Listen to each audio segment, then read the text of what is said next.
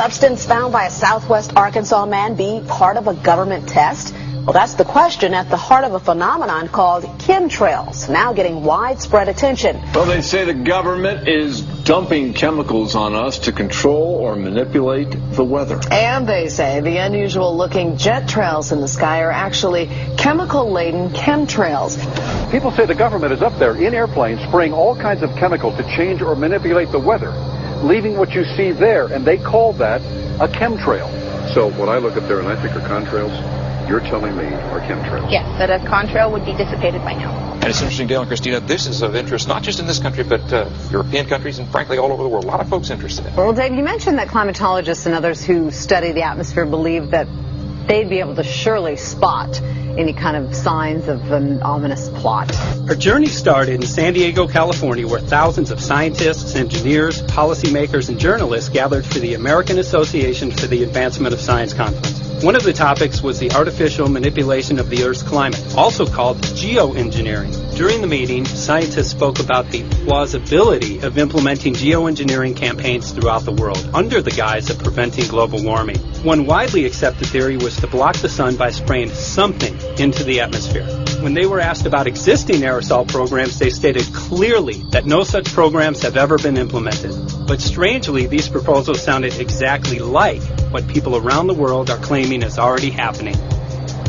When I found out that the American Association for the Advancement of Science was going to be held down here and the main body of topics would be on geoengineering, I had to come.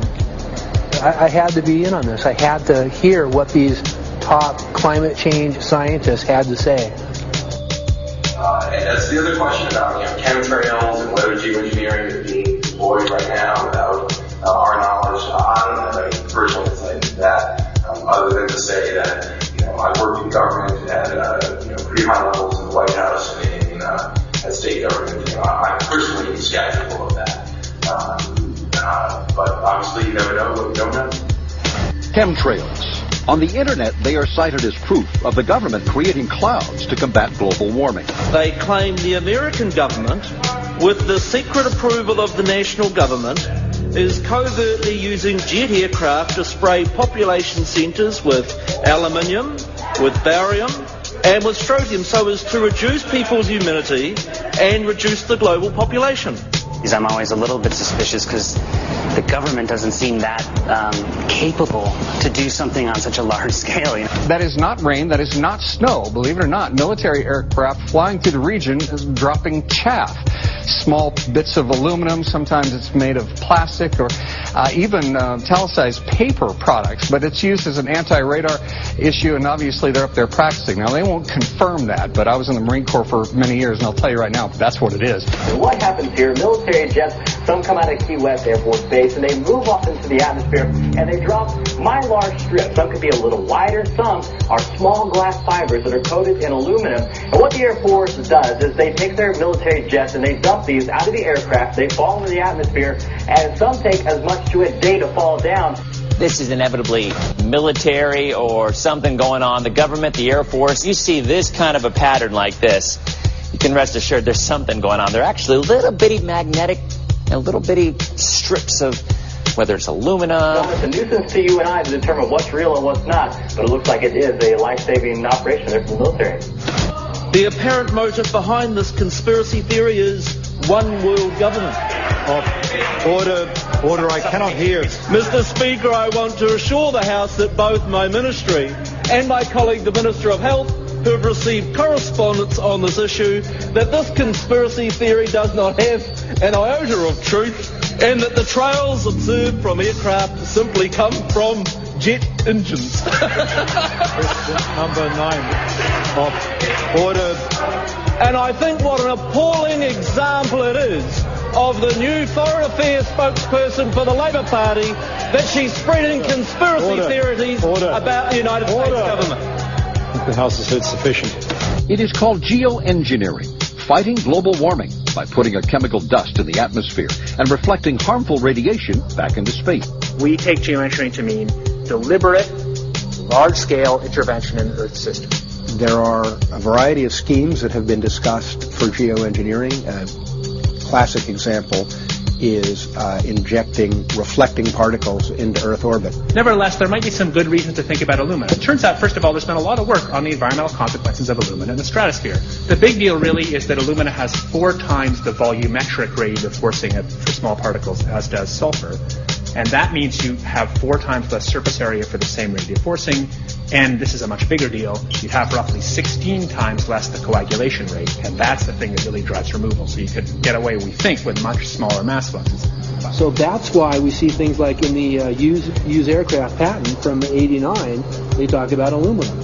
And that's why we're seeing in the surface water samples aluminum. And here's David Keith saying that aluminum has 4 times the reflective volume surface area.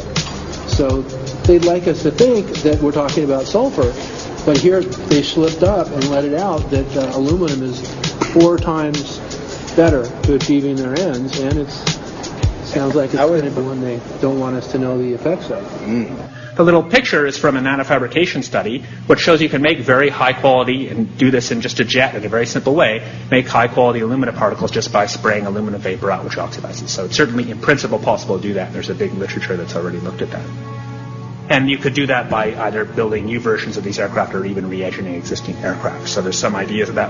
So you go to an engineering firm and you want this done. They don't say this is hard or unusual. They say, okay, yes, we could do it. Aerosol geoengineering looks like it is so cheap that the cost is basically not going to be an issue. That means that implementation decisions will be risk-to-risk decisions.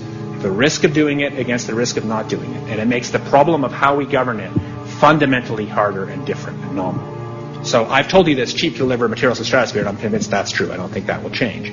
But I think the more we do research, the less easy this will look, the more complicated the environmental effects will look, and that's a good thing, because right now it looks too easy. So I think that if we do more research, we're likely to find out that it's harder and more complicated than we thought, and the side effects are harder to manage, and that's a healthy outcome that will make it easier to do the management. Of course, the opposite reaction is possible. It's an empirical question, how people will actually react to knowledge about this. Another reaction is to say, if these crazy scientists are so concerned about putting CO2 in the atmosphere, they want to think about these things, and that might actually mean we should be more serious about the risks of CO2 in the atmosphere.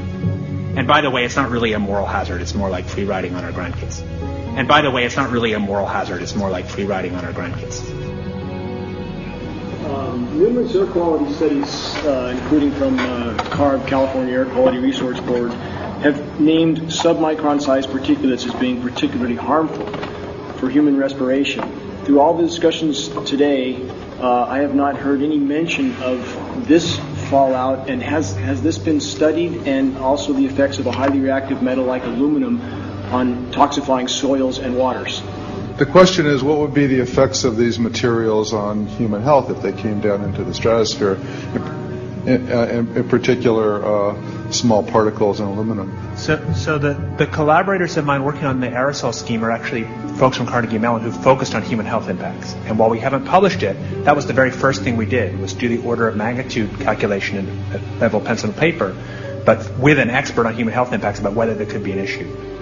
And for aluminum or other particles, there are a lot of toxicological things that need to get looked at seriously. But if you're just thinking about the sheer number of particles and the human health impact of small particles, the answer is, well, we haven't published it. That was the first thing we looked at with some of the leading experts who do epidemiological research on human health impacts, and it's not even close to being an issue. So 10 megatons of aluminum dumped into the atmosphere would have no human health impact. So let me be more careful here. To separate out the toxicological, so the alumina we've only begun to research and published nothing. Alumina we've only begun to research and published nothing.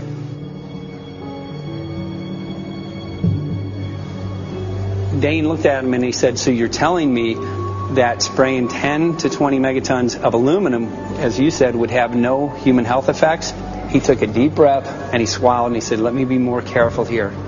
We haven't done anything serious on alumina, and so there could be something terrible that we'll find tomorrow we haven't looked at it. And that, for me, that was the whole main point of what is going to be coming out to the public. It's the damaging effects of aluminum that are being found around the world in massive amounts. Here's David Keith confronted on this very issue, and he looked, at that point like they just let the cat out of the bag. Mm-hmm. we haven't done anything serious on Illumina, and so there could be something terrible that we'll find tomorrow we haven't looked at.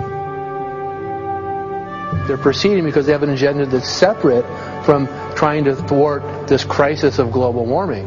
You know, there's obviously several other objectives, whether it's depopulation, control, weapons aspects, communications aspects, all kinds of things, you know, wild cards that we know nothing about. We don't really know, and I'm not going to attempt to speculate on exactly what the agendas are, but we can see clearly the agendas are not benefiting mankind. You know, it's benefiting the agenda of the elite. And so I think the question is, how do you draw the line between some activity that is allowed and doesn't need global governance and activities that do require global governance? Dr. John Holdren has agreed to serve as Assistant to the President for Science and Technology and Director of the White House Office of Science and Technology Policy. I look forward to his wise counsel in the years ahead. My personal opinion is that we have to keep geoengineering on the table. We have to look at it very carefully because we might get desperate enough to want to use it. So what would we do if in year 2040 or 2060 there's a severe climate crisis, say widespread famines or Greenland sliding suddenly into the ocean? That the only plausible way in which we could start the Earth cooling this century is to directly intervene in the climate system, say by putting particles in the stratosphere. We do stuff in the stratosphere all the time, of course, and so it's not as though the stratosphere is absolutely pristine. But you don't want to have people going off and doing things that involve large radiative forcings or go on for extended periods, or for that matter provide lots of reactive surfaces that could result in significant ozone destruction. You know, maybe I'm putting a particle into the atmosphere because I'm trying to make money, or maybe I'm putting a particle into the atmosphere because I'm engaging in scientific research and trying to understand cloud physics, or maybe I'm putting this particle into the atmosphere because I'm trying to make it rain locally to seed a cloud and get more snow on our ski slopes. And this obviously raises all kinds of questions. It's hugely risky. It will likely negatively impact some people, but we might find ourselves in a situation where those risks seem worth taking. One of the things that really shocked me was in one of the breakouts they had the benefits of these programs and then the risks. Now the benefits, the one thing that was stated was the just cooling the planet.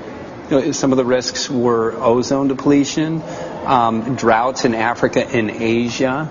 I got to tell you, I came away from this experience after listening to these scientists for 4 days of symposiums, really concerned because it's clear now that they are justifying, rationalizing, and looking to legitimize some really, really horrible impacts, further impacts on our environment.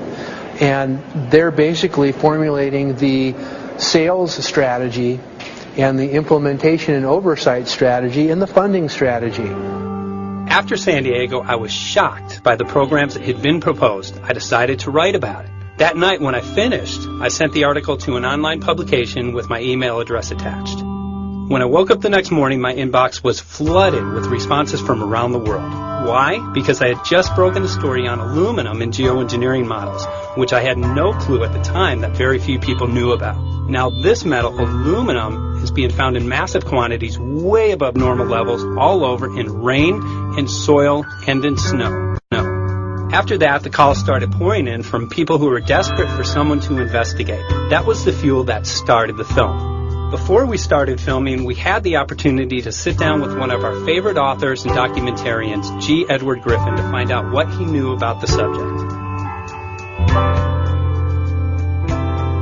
I'd like to talk for a minute about an issue that's getting more and more attention. That's the issue which scientifically is called stratospheric aerosol geoengineering, also called the chemtrail issue. I'm very aware of the chemtrail versus contrail controversy.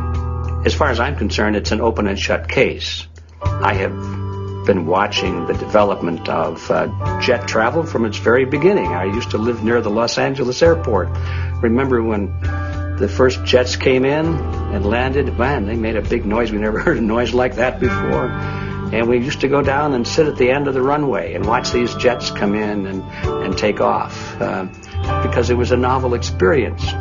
I've been watching jets all my life, and I know about jet contrails. I've watched them. They're vaporized moisture, ice crystals, and they get out there in the atmosphere, and then they effervesce and evaporate and then disappear, and you can see them.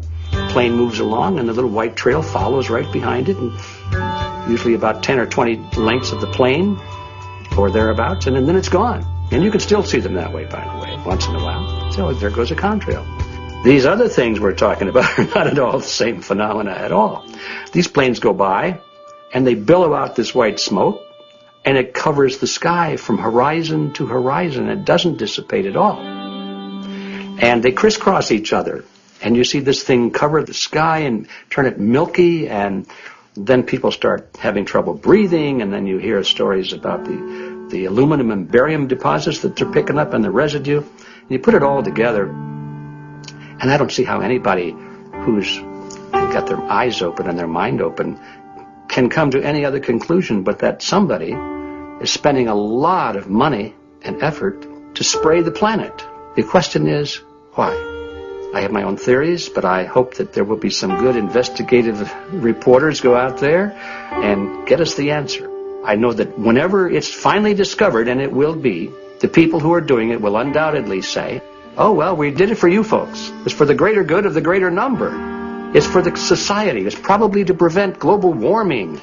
Or maybe it's to inoculate people against some kind of a dreaded biological attack. We can't go around shooting everybody in the arm, but we can spray them and save their lives. You see how good we are? We're doing it for the benefit of society. I know they're going to, whatever it is, they're going to say it was for your good or mine. Think if we had the ability to steer hurricanes, and the hurricane was going to slam into New Orleans.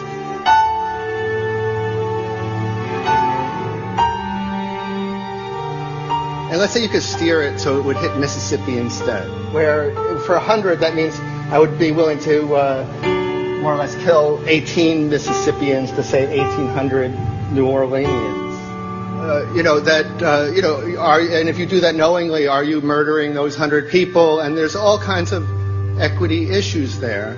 Now, also, we might be wrong about our steering, and if we didn't do the research right, maybe our steering would intensify Katrina and even kill more people in New Orleans. And so this question of how do you develop the confidence to know that your intervention will reduce overall damage, and then how do you deal with the understanding that you might be damaging some people who wouldn't have been damaged before while saving people overall?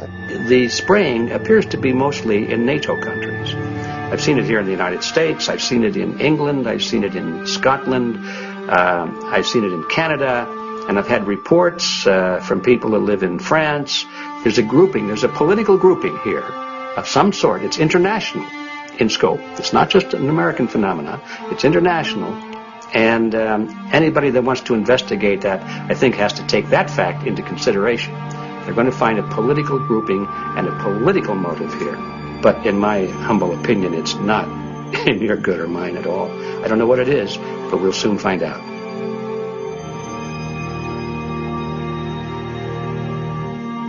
I'm sure that if you follow the old advice, which is follow the money, you'll come to the answer sooner or later. Soon we realized that we all shared the same need to get this information out there, to share with the public, to let people know what is being done. Ed felt so passionately about the issue, he offered to help us. Well, the main thing now, since it looks like the budget is going to be met, is to get it done well. We don't come off the tree knowing any answers at all. Yeah, we're not scientists. We're just asking questions, exactly. And we've got to be very skeptical about the answers. That's it's totally accurate, totally honest. Why can't people see this? They're not hearing it. They don't know that the facts are not being presented. We're very lucky, you know that. Look at this opportunity that's being dumped on us. I know. Opportunity. It's, well, this, It really is. It's going to be a battle, I know that. Challenge and a battle, but I mean, why are we here if it's not for that? We're going to short break with DJ Foxy. Can't go to get a hold of tomorrow, so it's going to be you for the moment. I'll call him again. So. Sounds good. I saw the sky crisscross with chemtrails, and I can't remember if it was in L.A. or I was on the road, but I had looked up one day, and I thought, look at that. That's not the flight path, man. That was a regular grid. Over the city, and I couldn't believe my eyes. Milky white clouds. And, it all seems very obvious, and now the evidence of what we have on the ground with the aluminum, the barium, strontium, and with what we see in the patents and what the geoengineers say are going to happen, I mean, for the everyday Joe, this is a slam dunk. This is a very delicate moment for the powers that be, because they're taking a covered-up operation like the tropospheric aerosol program, or chemtrails, Project Icarus, whatever. It's had many names over the years. And they're making it over into a geoengineering scientific shield to deflect sunlight because global warming's out of hand. So at this very moment, the belly of the beast is right above us with no armor. Whether people believe in chemtrails or not, the geoengineering should be scary enough. And when people learn about geoengineering, chemtrails will then become apparent because they're the same. So you're talking about global conspiracy here. Geoengineers propose doing this on a global level. Off to Redding, California. Guess this is the second step after the AAAF meeting. We'll see what we find.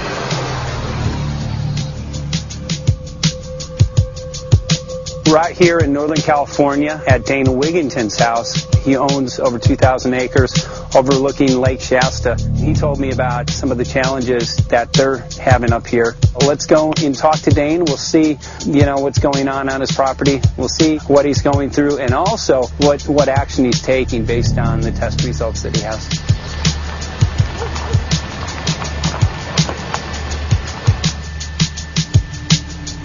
As I have a background in the energy fields.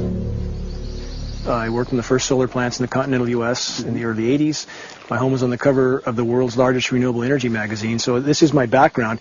My goal has been to alert the public there is a mountain of toxic material falling on us, period. Before about 5 years ago, our skies were typically blue, and now you see it's covered with lines and haze, and virtually nothing you see on the horizon, nothing you see in the sky above us is a natural cloud. I mean, it is virtually all the remnants of these aircraft lines that you see fanning out, spreading into clouds, artificial clouds, but the sky is a very dirty look to it. It's not the white cloud blue sky that we had only a few years ago, but it looks like there's some sort of massive industrial activity or forest fires burning over there, and we see that typically every night.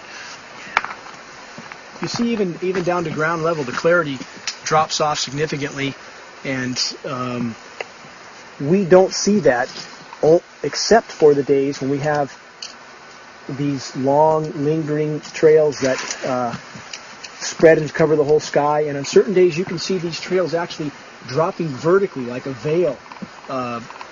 We assume the particulates are descending, and we have the test to prove that we are being inundated with levels of aluminum and particulates that are literally tens of thousands of times what would already be considered high. So we're not talking about exposure to a slight percentage higher of these toxic materials. We're talking about quantities, for example, off the side of Mount Shasta. If you can pan back, that's a landmark in Northern California, considered to be a pristine water source. Aluminum or snow sample off the side of Mount Shasta tested 61,000 parts per billion. This is just ordinary snow water, and people are drinking this stuff when they're hiking on the mountain. And remember, government action is required at 1,000. This is 61 times over the government limit, and our hikers are drinking this poisonous water on Mount Shasta Mountain itself. Barium, 83. Strontium, 383. So this summer, the people climbing are drinking poison. Basically. I certainly wouldn't want to drink 61,000 micrograms per liter of aluminum. And again, we've already seen in 5 years soil pHs in this area that have escalated 10 to 12 times, and we can prove that conclusively. Well, this is not speculation. We can prove conclusively that these metals have been in the rain. We have duplicate samples. Bachelor of Science in Forestry, International School of Forestry at Missoula. Master's in Zoology, specialized in aquatics. And 35 years with the U.S. Forest Service as a wildlife biologist. And before that, several years with the USDA Soil Conservation Service as a soil conservationist. Also have run the botany programs, range and grazing programs. And I continue that today. Right now I do a lot of master gardener consultation work. When I started this garden back in about 2005 or so, the pH here was 5.5, 5.6. This is the old soil survey of the county. You can look at the page right here. This is my soil right here. It's a Dietz 125, 126 here at my house. And here, the soil reaction, pH, should be between 4.5 and 6.0. And over there in the pure mud, it's even a little darker. It's 6.8 right there. And what can this do to plant life and ecosystems? Well, you haul one of these things out and you start looking at the little things that are crawling around the soil. A lot of times they aren't there anymore. The little soil arthropods that you can barely see on a microscope, you can actually see movement with this. Little tiny macroscopic, look like little moving pieces of dust. Those start to go away. They're not gone entirely, but they start to go away. This is black oak acorns. You know, this is pieces of cedar wood. You know, come on, folks. This should be very acid, and I'm getting 10 times higher than expected. There's something really wrong here. Well, you can see all those reports, lots of them. Have over 20 reports here. Well, at least 20. I'd say it'd be closer to 30. All revealing dangerous amounts of aluminum and barium. You know, the science is there that something funny is happening. And the naysayers say, well, so what? Isn't neutral good? Well, no, neutral's not good. Neutral is not good. If your soil is supposed to be 5.6, it should stay 5.6 if you want the forest to be healthy. And if you want to grow a good garden, you have to keep your pH around 6.0, 6.5. I think that we just need to wake up and just look at what's happening, because we can't just ignore it, because it's going to get worse and worse if we just keep ignoring it and pushing it away like, oh, that's nothing. There was mason jars, and they were brand new, sterilized, and that's what we catch the rain in. And then there was a HEPA filter that we tested the air with. Okay, so you caught rain and then you basically filtered air. What did you find? Aluminum and barium. Here's another test that's revealing 375,000 parts per million aluminum, barium at 3,090, and strontium at 345. Yeah, that's from a lined pond with EPDM fish-safe pond liner. There is no chemicals, manufactured materials at all in that pond liner that's available to the aquatic life. It's designed for that purpose. The well that feeds this pond has been tested and retested. ND, no detectable aluminum, 0. The only other place this pond can receive water is rainfall. We are located on a filtered, forested hilltop, miles and miles and miles away from any industry, highway, and so forth. After several heavy spray days, there was a film that we received formed on the surface of the water. And we tested that crust, and it was surface of the water. And we tested that crust, and it was aluminum and barium. That after a year and a half's accumulation had 375,000 parts per billion of aluminum in it. It's literally toxic. We can say conclusively that what we see in the sky matches expressly what's outlined in numerous patents, and the materials on the ground match those patents. This material was not there 5 years ago. It is a recent phenomenon in the quantities it's in. It has escalated in some cases 50,000% in 5 years in the case of aluminum. From our original baseline reading of 7 parts per billion, which was already high, it has escalated up to 50,000% in 5 years. And we've seen profound changes in that time. Dr. Leonard Time, PhD in chemistry, I cross-checked with him, and he says the oxides of aluminum, barium, and strontium will drive your pH into the coastal, from an acid soil like this up into the neutral. There's no question about it. And that's exactly what you see happening. Wow. I have a doctorate in inorganic chemistry from Oregon State University, in which I was working with different metals and oxidation states, and then did a postdoctorate work at Brandeis, where I was working stabilizing off-oxidation states of different metals. The goal is to sort of figure out how everything fits in the dynamic equilibrium of life. I was working with Francis up in Mount Shasta, and he showed me some rainwater analyses that had to do with levels of aluminum, strontium, and barium in the atmosphere. So I feel the major toxin in these chemtrails is the aluminum. And from the levels we were looking in at Mount Shasta, this is totally, totally unacceptable. When you get to metals and biological systems, you're no longer talking about the bulk aluminum that people think about when they're drinking from soda pop cans and that. So once it gets to the aluminum oxide stage, it just forms a plaque within your arteries and shuts down life. When you take elements that normally aren't out in the environment and you start putting them in the environment, it raises some serious red flags. Aluminum is a very specific, nasty in biological systems. It takes that site and it never lets go, and it shuts down the site, and that's it. And so as you accumulate aluminum over time, it causes major neurological damage because it ends up as aluminum oxide that's essentially stuck in place and can't be flushed out by normal systems. At the core of everyone's conditions is always some level of toxins. And aluminum is known to have cancer-causing effects. The half-life is decades. I think that we should be working on taking more of these toxins out of our environment instead of adding more toxins in. It's very concerning that if we add more toxins to our environment, that will be increasing the rates and risks of cancers. Even one patient is not worth it. So sad that they would consider putting aluminum in our environment to affect something when they could be causing so much more damage. Wherever the material is coming from, it is there. The amount of metal falling on us cannot be disputed. Absolutely, this is not speculation. The amount of metal in the last 4 years, as I said, have increased to a degree of thousands of times, and California Air Quality Resources Board has studied the aerosols from China. These metals are not amongst them. Mike, the reason I've chosen to focus so primarily on this issue is I feel all other issues are secondary.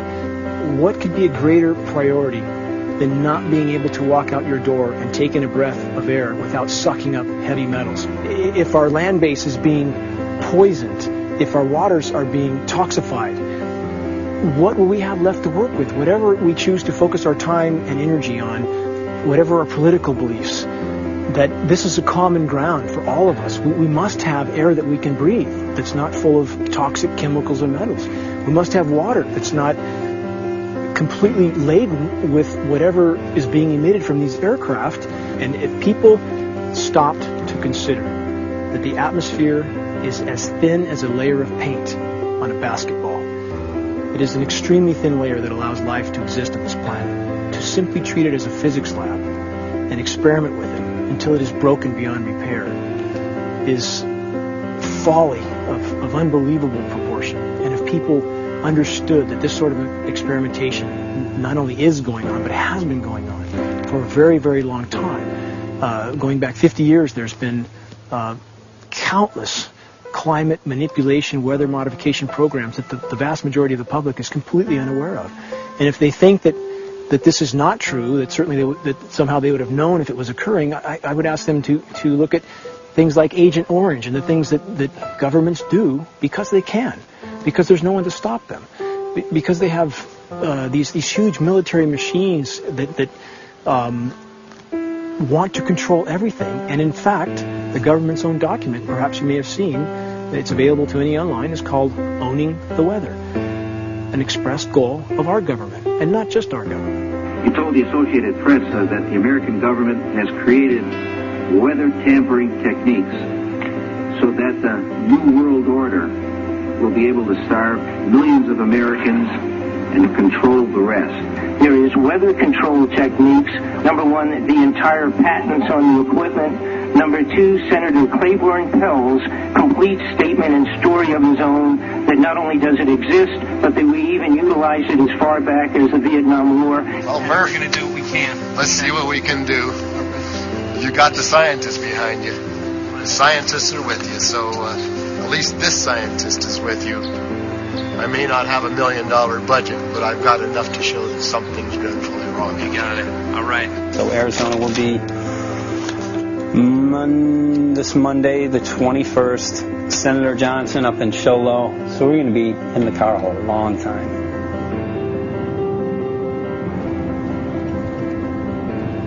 Well, it is such a pleasure. This is such my place back here, I'm telling you, Michael. But you know what? We love it. It's so private and it's so quiet and peaceful. And please come in. My name is Karen Johnson. I served in the Arizona State Legislature for 12 years. I was in the House for 8 of those years and in the Senate for 4 of those years.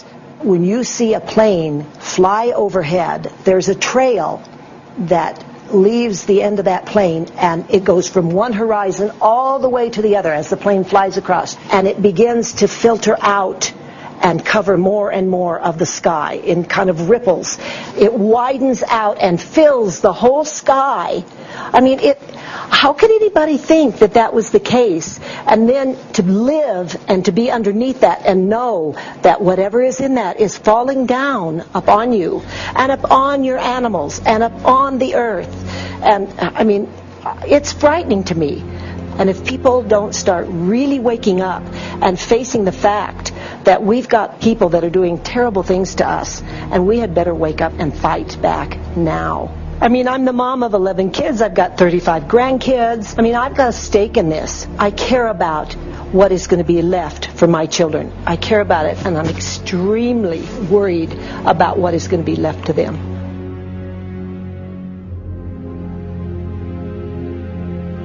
Aluminum is toxic, and we know that it's accumulative, and we know that we're getting more. So we're absorbing it in the air, we're drinking it in our water, so we are accumulating more. So the thought of more aluminum being dispersed in our environment in the way that you mentioned is very frightening to us and very disturbing to us.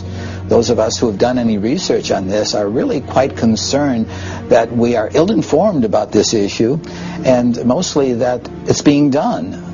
Aluminum is toxic. We know that it is. We can debate as to the amount of toxicity that is going to be disturbing the body, but as far as really accepting the fact that it's accumulative, it's synergistic, then we have to conclude that it's not a good idea to put it in our atmosphere, especially when we know we're getting increased amounts, and especially since we know that the scientific communities around the world are pointing a finger at the heavy metal toxicities, at the toxicities that we're absorbing in the day-to-day food that we eat and the air that we breathe. The concern is off the charts about why is this happening?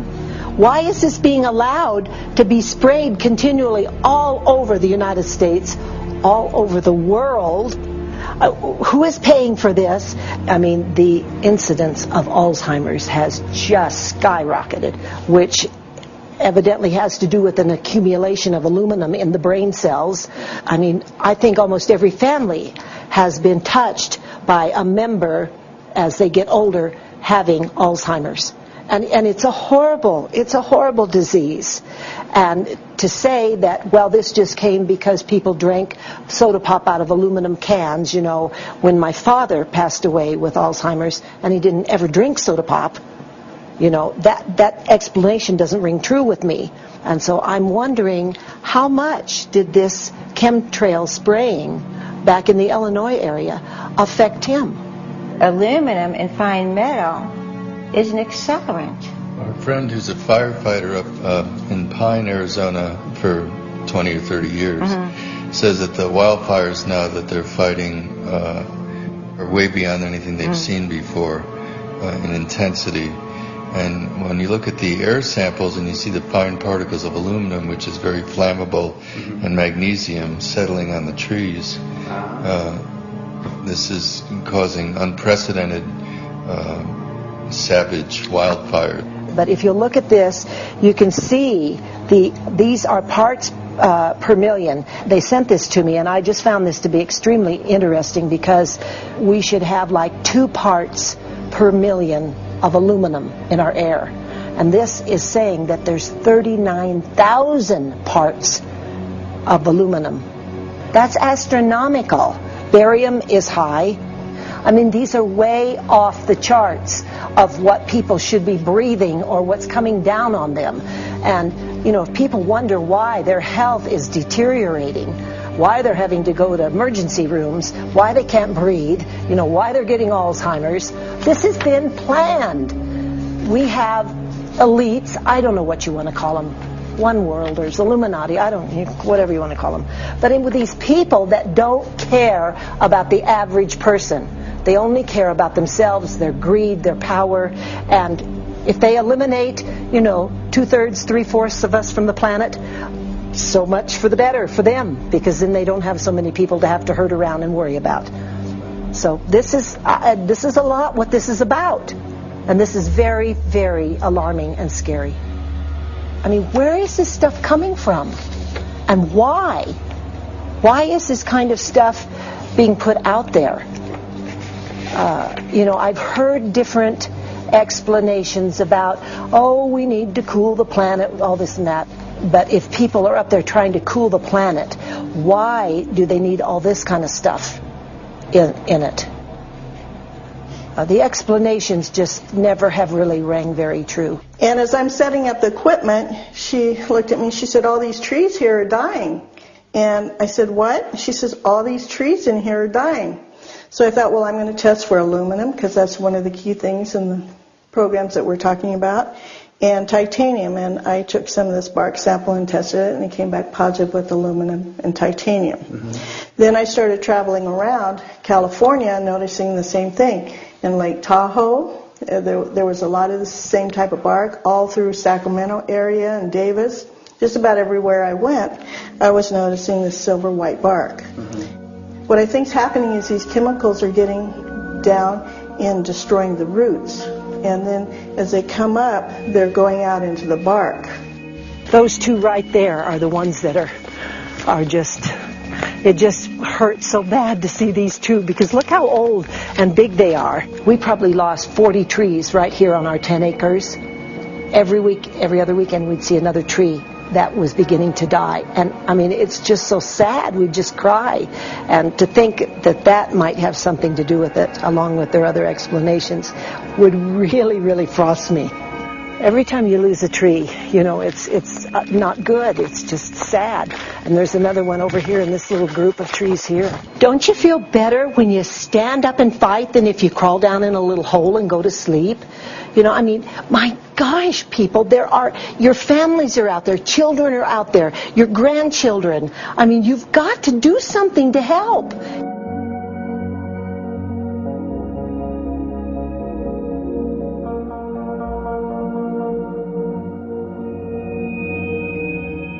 My greatest hope is to get people to question.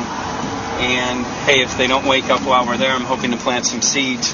We're going to the most beautiful place on the planet, Hawaii, to see what's going on, collect some data.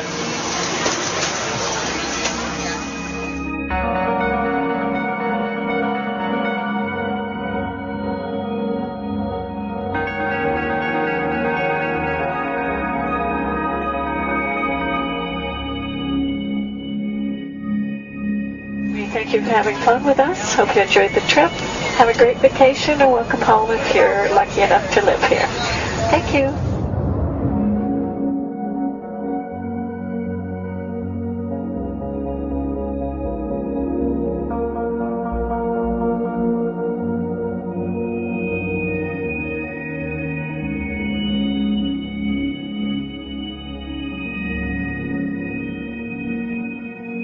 The whole valley's off the grid, so it's either solar, wind, or generators.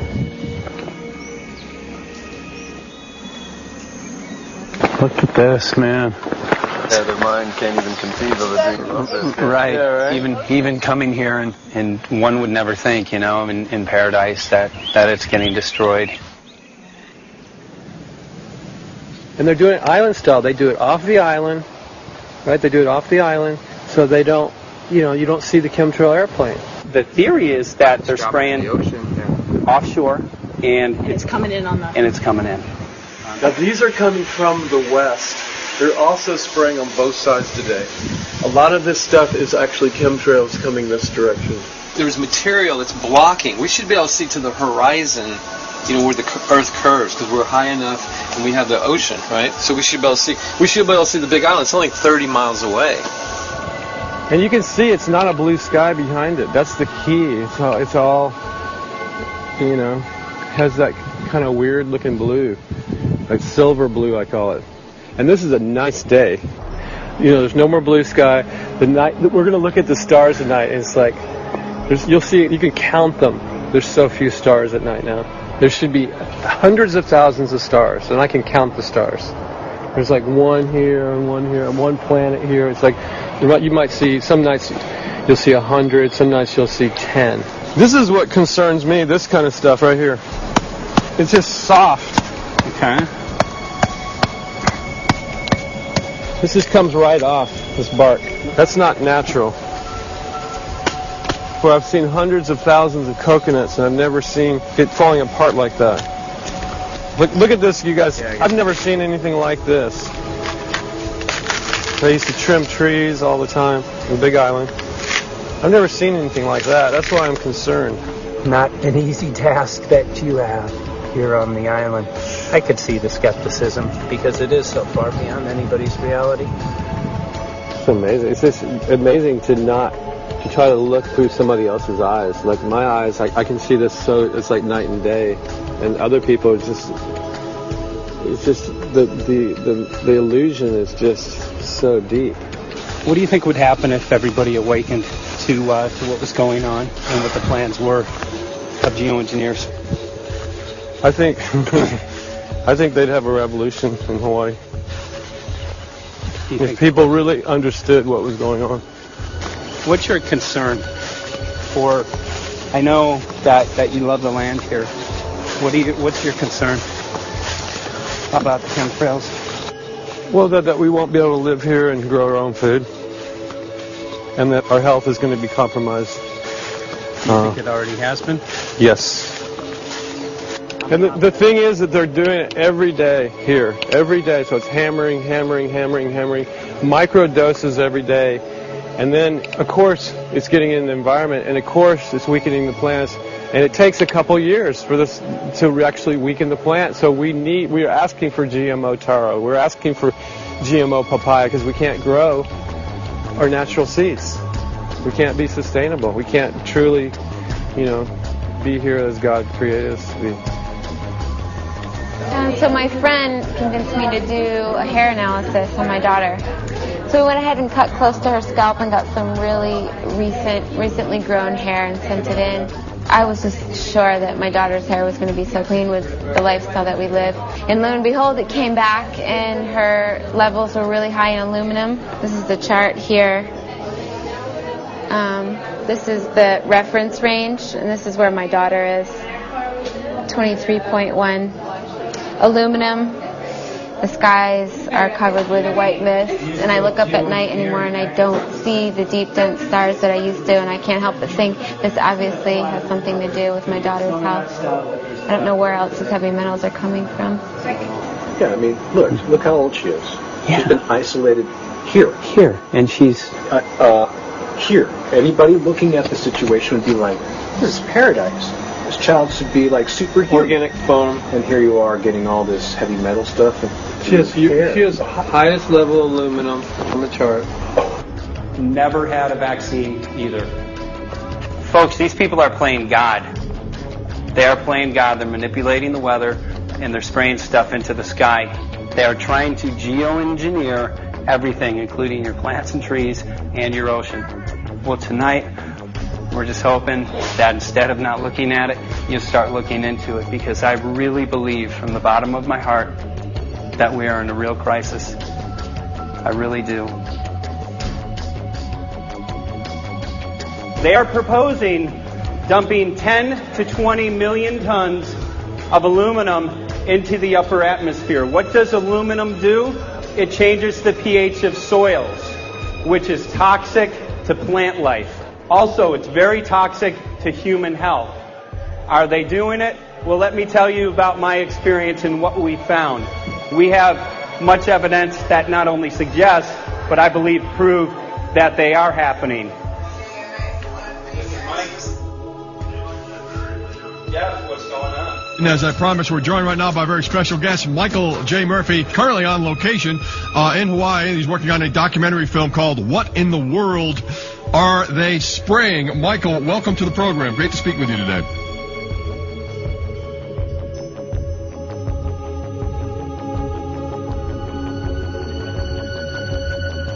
I had a friend who recently, he's always looking at things from a different perspective. He's a bit of a conspiracy theorist, you know, and he says that whenever the president comes to L.A., there's no spraying that week.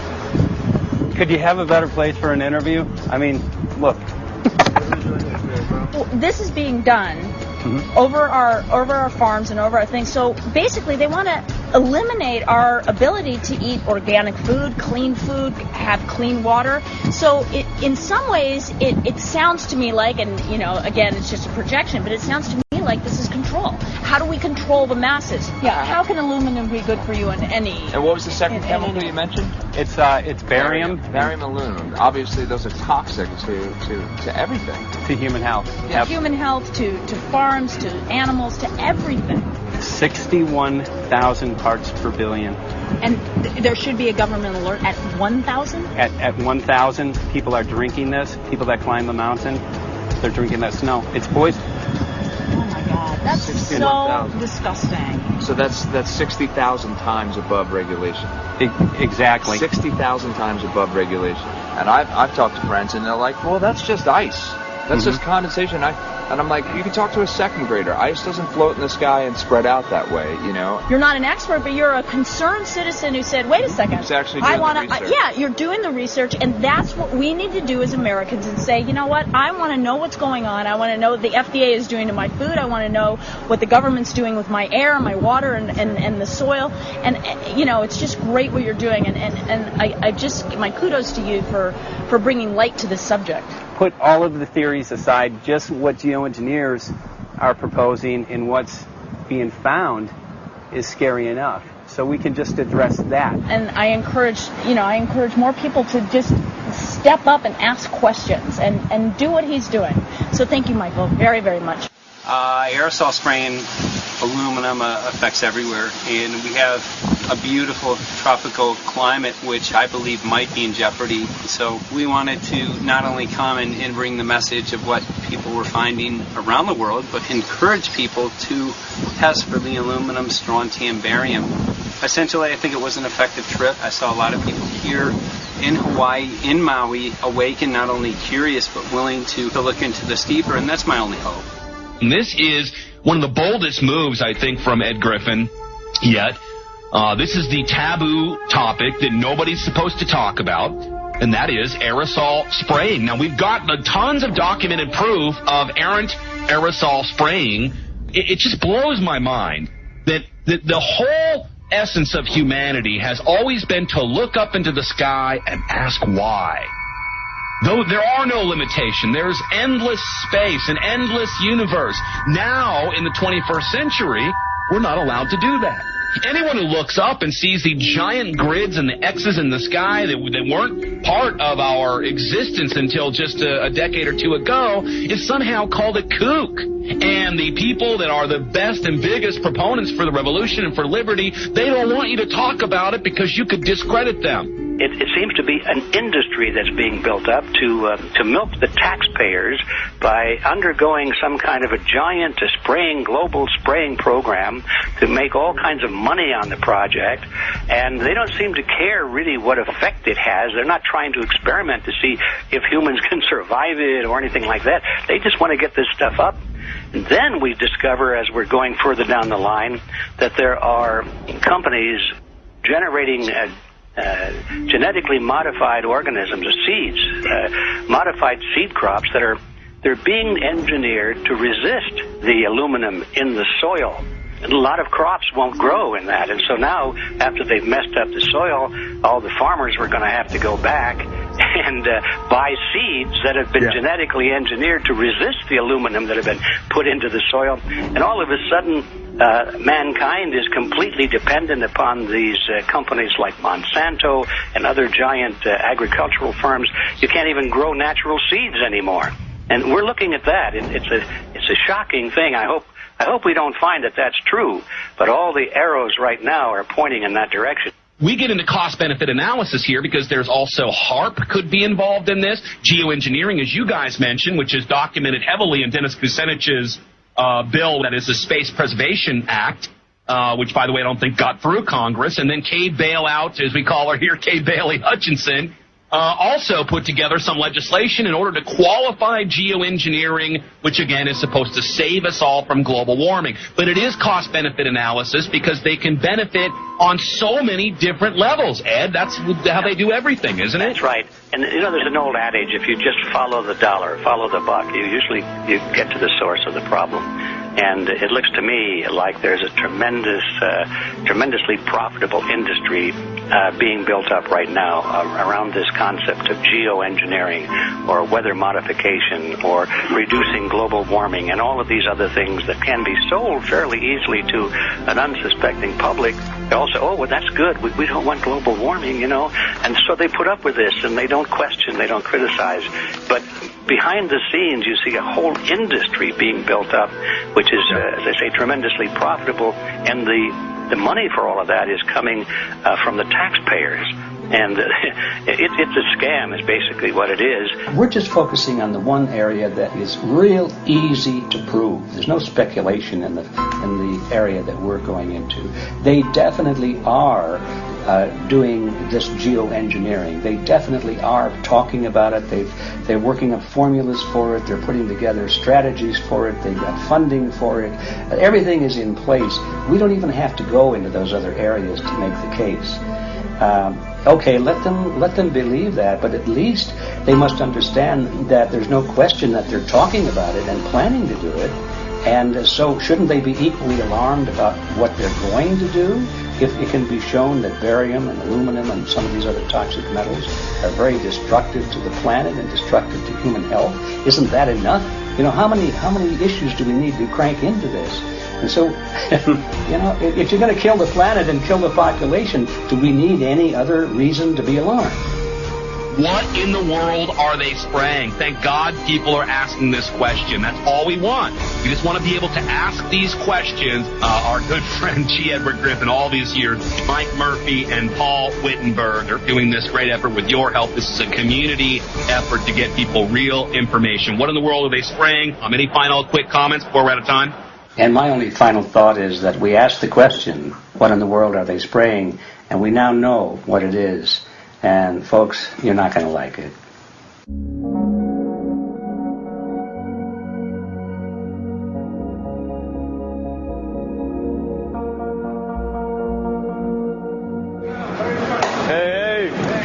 I'm Peter Vreken. I'm from Belgium. I'm 54 years old. I can't believe it myself. I'm a very happy and grateful person.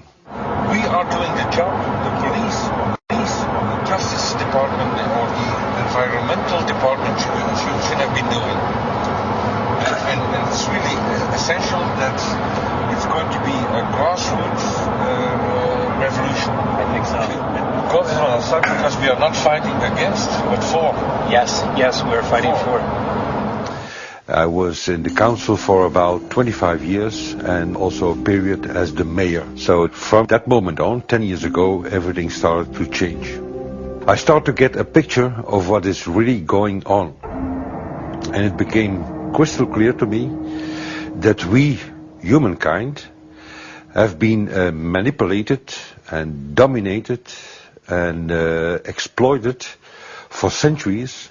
So, and this chemtrail phenomenon made me angry because I was so helpless. You can decide what food you're going to eat, what you're going to smoke, what water you're going to drink, what kind of life you're going to lead, but not with this phenomenon. Then you are just a victim. It's only a game. And there have to be good guys, and there have to be bad guys. And luckily, we are in the position to be able to play the role of the good guy who has the chance and the opportunity to overcome. The 3 days that we shared with them, my heart just dropped because it was such a beautiful way to live and such a peaceful way to live. I left thinking, what's this going to be like in 10 years? Is everything going to be killed off on the property? And if it is, how are they going to get their food source? Are they going to have to take a class, and get certified by company XYZ? And what are the requirements for that? And that really is the end of freedom. I'm concerned about that. I definitely, I really am. Yeah. I learned to say everything is now as it has to be now. And everything is going to be okay. It's going to be all right. It's going to be okay. Yes. I have this deep feeling that in the end we will prevail because we have the right on our side. The cosmos is helping us. And I have this strong feeling that we are being supported by entities and by forces we can't even imagine.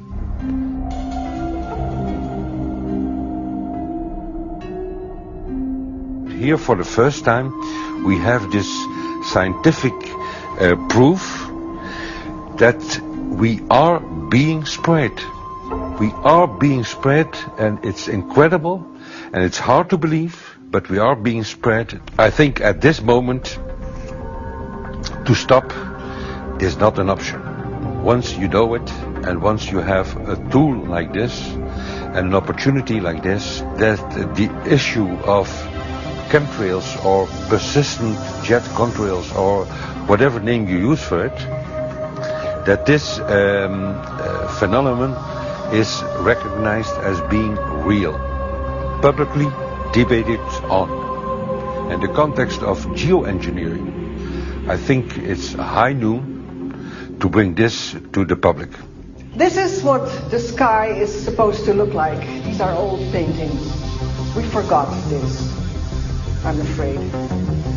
In the years that I have been a medical research journalist, I have looked at many, many things, and I found the same three issues in whatever I'm looking at.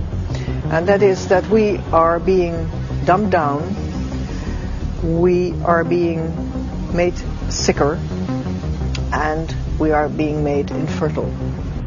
Citizens gathered from around the world in Belgium for the first International Chemtrail Symposium. The event attracted leading professionals, politicians, and activists who discussed the health, environmental, and social implications of these programs. Today it's only going to be about facts, documents, figures, patents, licenses, everything that brings us to the truth. We have no other weapon against this vast complex than exposing and bringing their dark works in the light of the truth. We have the hope that by our efforts, more and more people will become aware of the fact that we are deceived by our leaders.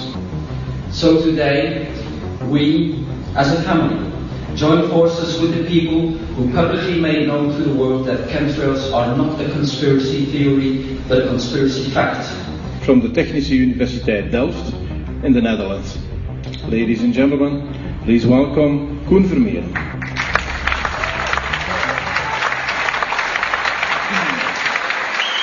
Well, I'm Koen Vermeeren. I'm a university professor of Delft University of Technology. Usually people are with their heads to the ground in their own two-dimensional space and they don't look up. But if you do, you see more and more spaces like this. And it worried me too. I have no explanations to our students about these phenomena. And then I studied it myself and I found out that I couldn't give them the answers they wanted, because I think that the phenomenon is not natural. It's not natural what is happening, and the explanations that are given to us are not enough for me. If you look at them from a scientific point of view, the first thing a scientist does is trying to explain something. Because I'm smart and my students are not as smart yet, so I have to give them answers to questions. But if you ask most scientists honestly, they cannot answer all your questions. If people are using climate control over our heads, I want to know about it. I want to know the consequences, I want to know the health impacts, I want to know everything. I need, as a teacher in my university, to give answers to my students. And they have good questions. And I don't have the answers. And I want to know. Excellent. And we should discuss this. Ladies and gentlemen, for here you in the auditorium and for all over the world, Michael Murphy.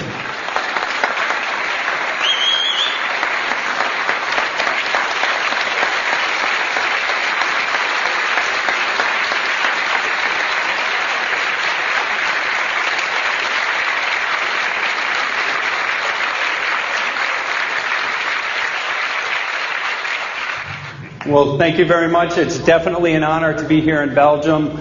The people who are in power control everything. They control the markets, they control us. Now they're even controlling the weather. And they can use that for warfare applications. The one thing that they cannot control is what God had originally made, and that's natural organic seeds. This is called the Hegelian dialect. It's called problem, reaction, solution. The problem here is massive amounts of aluminum, things starting to die. The solution is Company X that says, hey man, you're not getting yields on your crop. Everything's dying. But I got the solution. I got a seed that will grow in this environment. The only problem is now you have to start buying from me. We're a little concerned that maybe part of this agenda could be to kill off anything that's natural and organic and re-engineer it with aluminum-resistant GMO seeds. Many may know we just got back from a week of filming in Hawaii, and it was an incredible trip. A big concern for the people there is they're beginning to see softening of the coconut trees. But their concern is that these programs may again be part of a broader agenda to destroy anything that's natural and organic, so that the corporate redesigned GMO foods might be the only source of food for people. I didn't anticipate so many people, young and old, who are interested in this phenomenon and are concerned about it. And I especially liked the address that the young girl gave today. Only 17 and already making an address to the audience. That is, well, incredible. My name is Sofia Xenidis. I am 17 years old. It is quite scary to know that the air we breathe is not what it's supposed to be. That the food we eat and the water we drink contain traces of those substances which are sprayed out over all of us as though we were being poisoned like insects. The feeling that this is causing me are feelings of deep anger and rage. I don't want to be poisoned. I don't want to be infected with cancer. And I'm just so angry that this global poisoning can be going on such a massive scale, and not enough is being done to stop this crime. A clear answer to one question.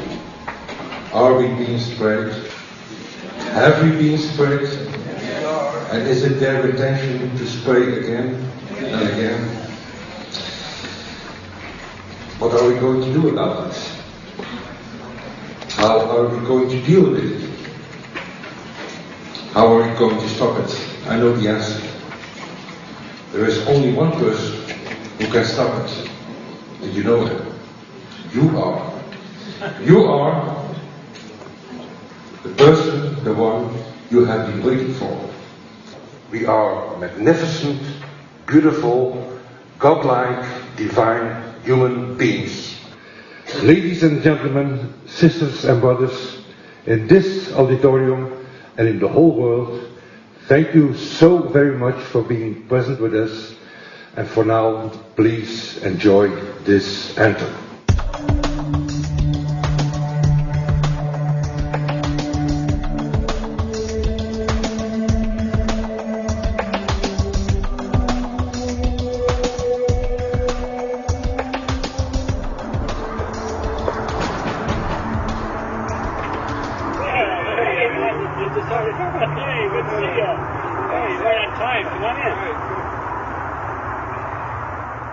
So, anyway, I'm glad that the weather's been good for you fellas so far. Just think if we were doing this in the wintertime, you might, if you're going to Washington, D.C., you might run into snow. Thank God we're not. That's right. You know, it's interesting because of the different weather modification programs.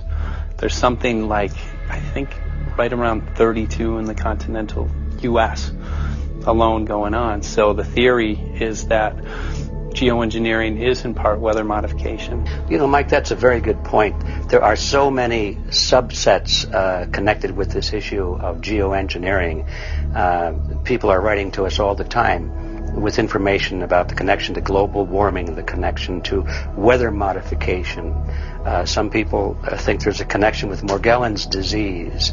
Others think it's kind of a means of transmitting electromagnetic impulses from the HAARP antenna system up in Alaska and Siberia. Boy, it gets your head spinning.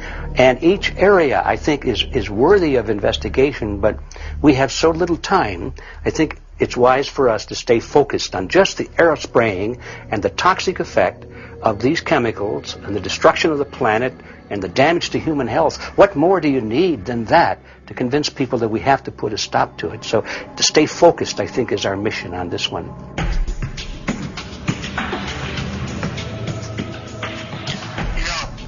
Jeremy, we had an idea. We know that you know the political system real well. Our idea was this. We have a ton of data and information that we've collected throughout our travels, and you know, we really think a good way to end the film would be addressing this to elected officials, some of the senators. So we were wondering this, if you might be able to come and kind of help us out and perhaps show us the way in how to get this done politically. But it sounds like a really good idea, and I'm also going to get to in terms of researching who it is that we should really focus on talking to about this. At the very least, if we could make it impossible for them to claim that they don't know at this point, we can strip away their plausible deniability that they haven't heard of the data that points to geoengineering stratospheric aerosol operation already going on. At the very least, it should be very interesting to go to district of criminality and put some people on alert. Yeah, you have a lot of enemies in Washington. That's where all the power comes together and the money, you know. So there are people there, I'm sure, that just don't want us to do this job. But I'm glad you're going, and you'll find out.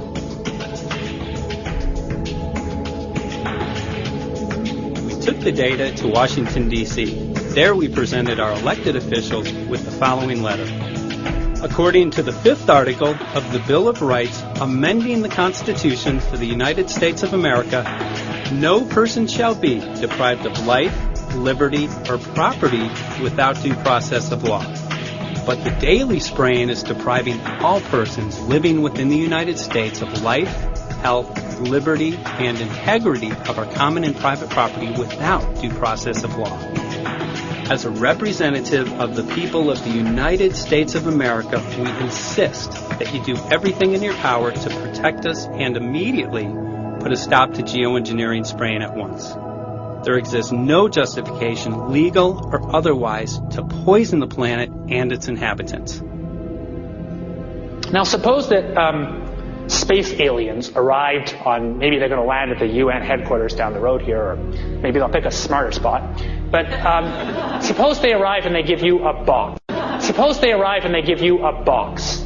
And the box has 2 knobs. One knob is the knob for controlling global temperature. Maybe another knob is a knob for controlling CO2 concentrations. You might imagine that we would fight wars over that box because we have no way to agree about where to set the knobs. No global governance. And different people will have different places they want it set. Solar engineering is like chemotherapy. No one wants it. But we all want the ability to do chemo and to understand its risks, should we find ourselves with dangerous cancer. How long does it last up there? The lifetimes are years. What, years? A couple years. And then it what, precipitates out? Or Yeah, that's correct. no toxic side effects that we know of? The thing we always wonder about is the unknown. Yeah. So if you're thinking about, say, the acidification, it's clear that's not a problem. There's several studies that showed that. Right. But of course, the concern here is with so little research, there may be some unknown that comes out of left field that bites us. My name's Mike Murphy. I'm a filmmaker in from Los Angeles. We're covering an issue called geoengineering. Okay, thanks guys. Senator, a quick question about the issue of geoengineering. I'm afraid I don't know what you're talking about. And wondering if you were supportive of geoengineers' proposals of spraying 10 to 20 million tons of aluminum into the atmosphere. I should really get a briefing paper on it before I get an opinion. Oh, not a problem. Are you aware of the issue? Not completely. At all? Okay. Do you have a letter from constituents, and people have concerns? Yeah, We're making a documentary about I don't know. You guys have credentials to be here? Yes, we do. We pass through security as well. Endowed by our creator. I think so. Please don't touch my property. You're lying. No, what did we lie? What did we lie about, sir? No, we're not. What are we lying about? Lying about what? It's a little unusual, huh? I haven't heard that. You're not aware of it? And it appears that these programs have already been deployed.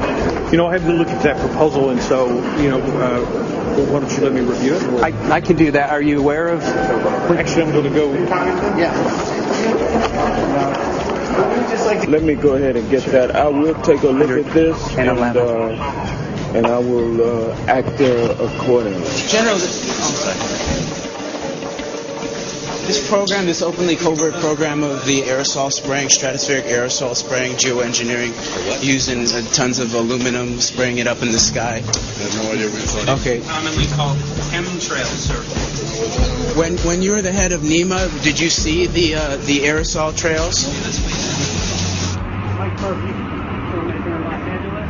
Hi, sir. And we're covering an issue called geoengineering, and wanted to know if you're supportive of geoengineers' proposals.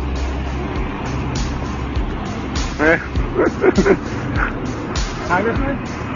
Hey, Congressman. I'm wondering if you're supportive of geoengineers' proposals, which is dumping 10 to 20 million tons of aluminum into the atmosphere.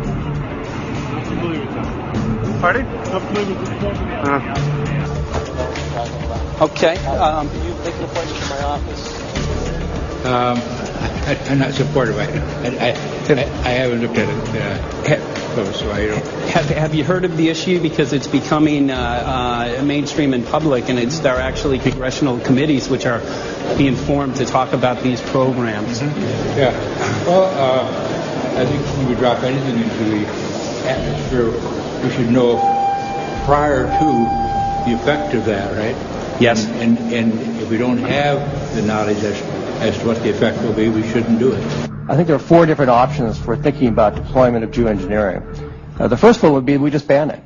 I would argue that one does not want to get too firm a restriction in place on small-scale studies early on because it'll tie the science hands. I think what the science community ought to be trying to do is say, you do small-scale stuff inside this space, and it's a scientific question what that space ought to be. There shouldn't be a lot of oversight and restriction. Congressman? Excuse me. Hi, I'm Mike Murphy from Los Angeles, covering an issue called geoengineering. These guys are running from the geoengineering issue. I wonder why. I'd have to talk to my staff. I don't know what your details on that are. Have anyone made you aware of the issue, or? Sir? Congressman, your committee talked about geoengineering last November. Are you in support of those proposals? I'd love to give you a paper. Geoengineering? You know nothing about the geoengineering issue? Never heard of it. They call it geoengineering, but... yeah, I never heard of it. It's nothing I've ever heard anything about. When we looked up in the air today outside, you see the stock and stuff going on. Quickly, have you heard of geoengineering? No. The proposal is to shoot 10 million tons of metals into the air. This committee, Science and Technology, covered it for the first time. No. No, I've never heard of it. So we were very concerned. How you doing? I'm fine. How are you? So what? We spoke with Congresswoman Watson's office, and her press secretary, Ms. White, was familiar with Representative Kucinich's Space Preservation Act, which mentioned chemtrails and the weaponization of the atmosphere in space, and then it was pressured to be taken off the bill. Did you see the aerosol spraying going on today over the Capitol? Congressman? Geoengineering carries with it a tremendous range of uncertainties, ethical and political concerns, and the potential for catastrophic environmental side effects. He's not one to do interviews very often, so not unless we usually really pressure him into it. Okay. So don't, all that is don't hold your breath. As chairman of the Committee of Jurisdiction, I feel a responsibility to begin a public dialogue and develop a record on geoengineering. We want to know if you're supportive of their measures by spraying 10 to 20 million tons of aluminum into the atmosphere? No, I think we need to have more research. Okay. And about the issue of current deployment, there's literally a mountain of evidence that many people believe proves the deployment of these programs. Any knowledge of that? No, there's certainly not a mountain of evidence. But I do support research into geoengineering, and I also support looking into the international governance of that. Okay. I hope anybody that has studied it knows, at least I think, that it's a radical proposal, and I hope we don't have to use it, but there may come that point in time where we do. Now, if we could provide you with the evidence that suggests that these programs are and have been ongoing, would you be willing to address this publicly? We've had about 3 or 4 hearings on it. We have addressed it publicly. Well, not about the proposals, but about the current deployment of these programs.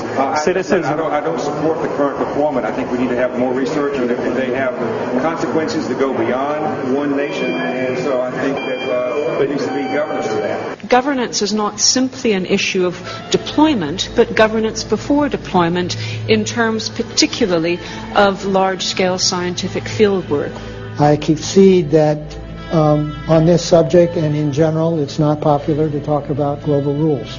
And when these people started talking about the need for UN Security Council oversight, a supranational environmental security enforcement with a strong mandate by the UN, it really is clear that they're looking for a global power behind the manipulation of the environment.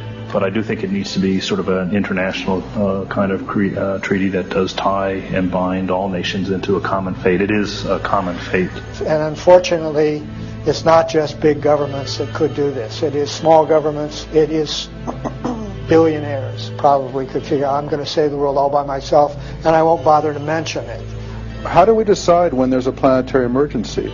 Whose hand is on the thermostat? How do we decide when to start it? There's no way to do that right now. And what if we do start doing it, and then by some problem with the technology or with the will, we can no longer do it?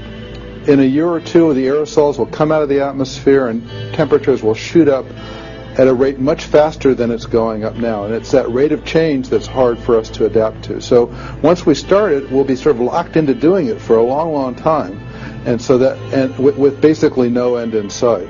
Boeing would pursue this to make a profit, right? I mean, there's financial motivation to do this. Let's see. So let me not speak for Boeing. Is that allowed? Okay. Yeah, well, it is what it is. No, but someday, if the U.S. is going to decide to do this stuff, they're going to look to a company who can do it, and you want to be positioned. Boeing would rather get it than Lockheed Martin. So certainly we have an industrial base that helps the country take on technologies and large-scale challenges like national defense. And we do that both for a profit motive as well as, I think, as a national service. So I think it would be truly disastrous if, we discovered a few years from now that there was a black program that some government had stood up to sort of learn on the quiet how to do this. It's pretty clear you can cool the planet, but you will not and cannot bring it back to exactly the same climate state you started with. So you may or may not, and I expect we'll have a lot of back and forth about how useful it is to ameliorate the risks of climate change. I think there's a good evidence it probably is useful, but we don't know. But it certainly can't get you back to exactly the climate you started with. I think everybody agrees with that. Do you think you'll see deployment in our lifetime? Let me say I hope not. Al? I would agree. I hope not. I hope not. Okay. I see this as something like an evacuation plan. That you build big dikes, and maybe that's the emissions reduction to try to keep the flood from wiping you out. But that if that flood should come, that you'd like a plan for what to do in the event of that catastrophe. So I see these options more as a catastrophic response option and not as a way to reduce risk of everyday climate change. You would advocate mitigating consumption of beef as a means of accomplishing your objective? Yes. How would you suggest going about that? You can't. I mean, it's your job to decide what to tax and what not to tax. Obviously, if you wanted people to behave differently, you give them incentives and disincentives for behavior. But I'm sure that's the answer you wanted to hear, Mr. Smith. If only my time had not expired. Thank you, Mr. Chairman. Because there's literally aluminum and barium contamination found around the world, believed to be from these programs. Like, look, today over the Capitol, looks like they're deploying some type of aerosol. Did you see it? No, I didn't, but you see. In a James Bond scenario, some rogue rich guy puts some airplanes in the air and sees the clouds. What is to prevent that? Okay, are you aware of the issue? You do it through the...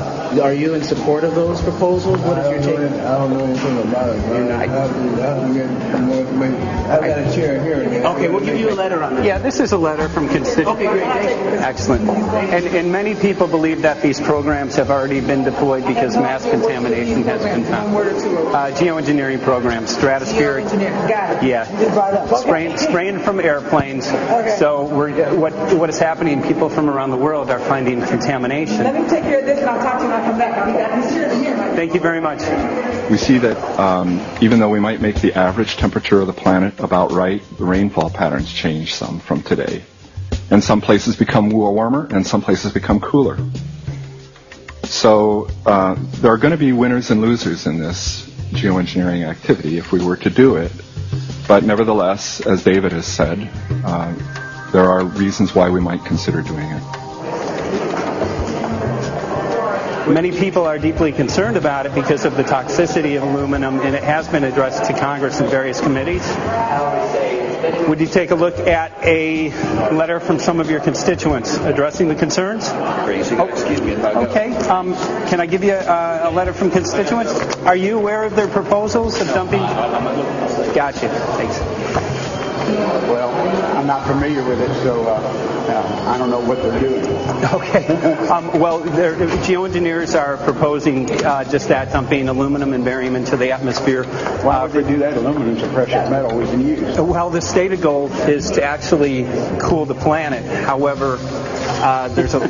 Sounds strange. Right. Exactly. So they're proposing dumping these metals into the air to block the sun, essentially. We're here to find out what members of Congress are. I hope we'd have a strong hearing on that before we decide to do that. I would hope so. And there's plenty of evidence that not only suggests that these programs have been deployed, because we're finding contamination of aluminum and barium on the rain, snow, and soil. Okay, thank you. Thank you. LA County has seen a 200% increase of Alzheimer's over the last decade. Tons of ground and water samples showing high levels of aluminum all around our state. Why don't you give me all the information you have I have some very good people I will assign it to. And if you get it to Mr. Lavelle, He's got my card and send me an email. And Lavelle. He's got my card and send me an email and Sounds great. We'll be in touch. We are investigating this, and there's literally a mountain of evidence that suggests that these programs are going on. Move that mountain over to us. You got it. Take a look at it. And look up, looking up into the sky, and you'll see some of it. Oh, okay. You will. You can see the aerosols being sprayed out of airplanes quite a bit. Okay. So thank you. Yeah, the future of humanity is definitely dependent on it. So we're counting on people like yourself to take some proactive steps. So thank you very much, guys. You're very welcome. Appreciate it. Thank you. Thank you. Right.